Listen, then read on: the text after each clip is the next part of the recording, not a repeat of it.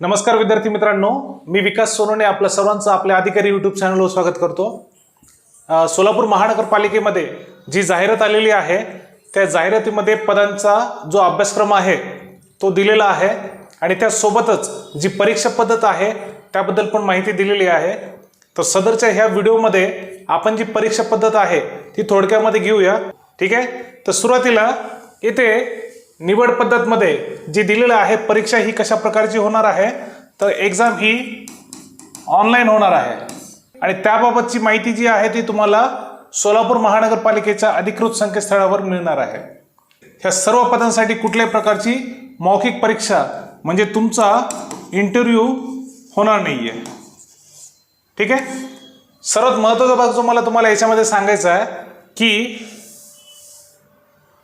उमेदवारांची जी निवड आहे ती गुणवत्तेच्या आधारावर केली जाणार आहे आणि गुणवत्ता यादीमध्ये जर तुम्हाला यायचं असेल तर खुल्या प्रवर्गातील उमेदवाराला एकूण गुणांच्या किमान 50%, लक्षात घ्या, एकूण गुणांचे किमान 50% गुण घेणं आवश्यक आहे। म्हणजे खुल्या प्रवर्गातील जर उमेदवार असेल तर त्याला पेपर जर 200 मार्काचा असेल तर त्याच्या 50% म्हणजे किमान 100 गुण त्यानं घेणं आवश्यक आहे, तर तो निवड यादीमध्ये त्याचा अंतर्भाव केला जाऊ शकतो। जर मागासवर्गीय प्रवर्गातील उमेदवार असेल तर त्याला एकूण गुणांच्या किमान 45% गुण प्राप्त करणं आवश्यक आहे। कशासाठी? तर निवड यादीमध्ये येण्यासाठी। म्हणजे पेपर जर 200 मार्काचा आहे आणि उमेदवार जर हा मागासवर्गीय प्रवर्गातील असेल तर त्याला 200 पैकी 45% म्हणजे किमान 90 गुण घेणं आवश्यक आहे, तर त्याचं निवड यादीसाठी काय केलं जाईल, विचार केला जाईल, ठीक आहे। तर हा भाग फक्त इथे जो सांगायचा होता मला तुम्हाला तो महत्त्वाचा होता। पुढे आपण जो पेपरचा पॅटर्न आहे त्याबद्दल माहिती घेऊया। तर लक्षात घ्या, जी एकूण पदे आहेत त्या पदांमध्ये गट अ, गट ब, गट क आणि गट ड अशा प्रकारचं त्यांचं विभाजन केलेलं आहे आणि त्यामध्ये जी 2 पदे आहेत गट ड मधली त्यामध्ये फायरमन आहे आणि सुरक्षा रक्षक आहे। तर ह्या 2 पदासाठीच्या परीक्षेचं स्वरूप वेगळं आहे आणि उरलेले ज्या इतर पदे आहेत त्या इतर पदांसाठीची परीक्षेचं जी स्वरूप आहे तर ते वेगळं आहे। तर ते कशा प्रकारे, इथे बघा कॉलममध्ये तुम्हाला दिलेलं आहे, जर तुम्हाला दिसतही नसेल तर मी सांगेल। फायरमन आणि सुरक्षा रक्षक ह्या 2 पदांसाठी जो परीक्षेचा पॅटर्न आहे तर मराठी, त्यानंतर इंग्लिश, त्यानंतर सामान्य ज्ञान आणि बौद्धिक चाचणी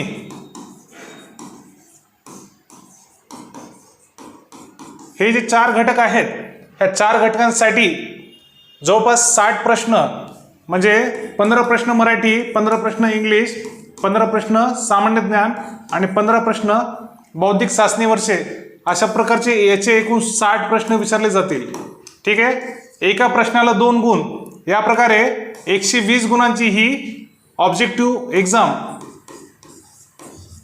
120 गुणांची ही ऑब्जेक्टिव्ह एक्झाम होणार आहे आणि त्यासोबतच जे 40 प्रश्न असतील त्यासोबतच जे 80 गुण आहेत,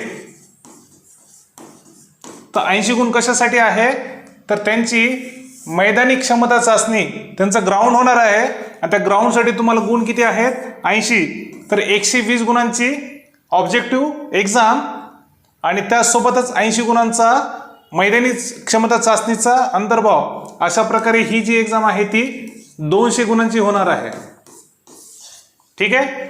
तर 200 गुणांचा हा पेपर कशाचा असेल तर फायरमन आणि सुरक्षा रक्षकाचा, त्याचं अशा प्रकारचं विभाजन आहे। मराठी 15 प्रश्न 30 गुण, इंग्लिश 15 प्रश्न 30 गुण, सामान्य ज्ञान 15 प्रश्न 30 गुण, बौद्धिक चाचणी 15 प्रश्न 30 गुण, असे एकूण 60 प्रश्न, त्याला एकूण 120 गुण आणि 80 गुणांचं काय असेल त्यांचं ग्राउंड असेल, ठीक आहे, लक्षात आलं। तर पुढे जाऊया, याच्यानंतरचा जो भाग आहे इतर जे पदे आहेत, इतर पदांसाठी म्हणजे फायरमन आणि सुरक्षा रक्षक सोडून इतर जे पदे आहेत त्या पदांसाठी कशा प्रकारचं स्वरूप आहे परीक्षेचं तर इथे दिलेलं आहे। त्यामध्ये मराठी, इंग्लिश, सामान्य ज्ञान आणि त्यासोबतच बुद्धिमत्ता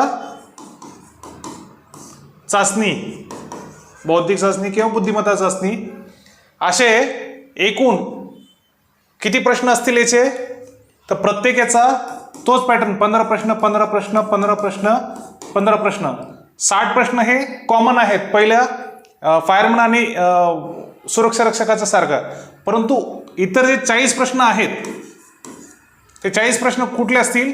तर विषयाशी संबंधित, तुम्ही ज्या पदासाठी पात्र आहात त्या विषयाशी संबंधित तुमचे 40 प्रश्न असतील आणि त्या 40 प्रश्नाचा 80 गुणांचा त्यामध्ये अंतर्भाव असेल. जसे की समजा एक फॉर एक्झाम्पल आपण काय घेऊ, कनिष्ठ अभियंता आहे, आर्किटेक्चर असेल, ऑटोमोबाईल असेल किंवा विद्युत असेल, तर यासाठी त्या संबंधित जो सिलेबस दिलेला आहे, पुढे सिलेबसचा भाग आपण घेऊया पुढच्या व्हिडिओमध्ये, परंतु त्या पदाशी संबंधित जो अभ्यासक्रम आहे तर त्याचे एकूण 40 प्रश्न विचारले जातील. म्हणजे इथे संबंधित जो पद आहे त्या पदाशी संबंधित जो विषय आहे त्याचे एकूण 40 प्रश्न असतील आणि त्याला 80 गुण असतील. आणि हे जे आधीचे 4 विषय आहेत त्याला 60 प्रश्न 120 गुण, तर हे 120 गुण आणि हे 80 गुण असा एकूण इथे पण 200 गुणांचा हा पेपर असेल. ठीक आहे, इथे पूर्ण तुम्हाला त्या प्रकारे माहिती दिलेली आहे. आता त्यांचं विश्लेषण त्यांनी केलं नाही, परंतु विश्लेषण असं असू शकतं, त्यासाठी आपण ही माहिती घेत आहोत. तर बऱ्यापैकी आपल्याला जी माहिती घ्यायची होती ती थोडक्यामध्ये आपण इथे घेतली. पेपरचं स्वरूप आपल्याला सांगायचं होतं. पेपर हा ऑनलाईन स्वरूपाचा असेल आणि त्याचं अशा प्रकारचं विभाजन आहे. त्याचं डिटेलिंग जे आहे सिलेबसचं ते आपण पुढच्या लेक्चरमध्ये घेणार आहोत, पुढच्या व्हिडिओमध्ये. तर त्या संबंधित पुढचा पण जो व्हिडिओ आहे तो तुम्ही नक्की बघावा, की प्रत्येक पदासाठी पात्रता काय आहे आणि त्याचा अभ्यासक्रम कसा आहे, तर त्याच्याबद्दल आपण पुढच्या व्हिडिओमध्ये माहिती घेऊ. सध्या आपण इथे थांबूया. आत्तापर्यंतच्या ह्या व्हिडिओमध्ये काही अडचण वाटली तर मला तुम्ही कॉन्टॅक्ट करू शकता. आणि आपल्या प्रत्येक अपडेटसाठी आपल्या चॅनलला सबस्क्राईब करा आणि शेअर करा. थँक्यू.